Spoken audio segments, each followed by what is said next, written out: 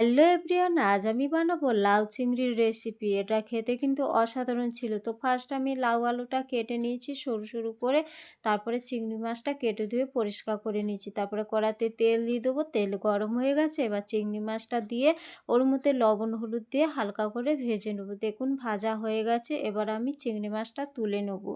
তুলে নিয়ে ওই তেলের মধ্যে ফোড়নে দেবো শুকনো লঙ্কা, তেজপাতা, কালো জিরে একটু হালকা ভেজে নেবো। তারপর পেঁয়াজ, কাঁচা লঙ্কা দেবো। পেঁয়াজটা হালকা করে ভেজে নিয়ে আদা বাটা দিয়ে দেবো। আদা বাটাটা হালকা কষিয়ে নেবো। তারপরে টমেটো কুচি দিয়ে দেবো লাউ আলু একটু নেড়ে ছেড়ে তারপরে ওর মধ্যে দিয়ে দেবো লবণ আর হলুদ দিয়ে চাপা দিয়ে 5 মিনিট কষিয়ে নেবো।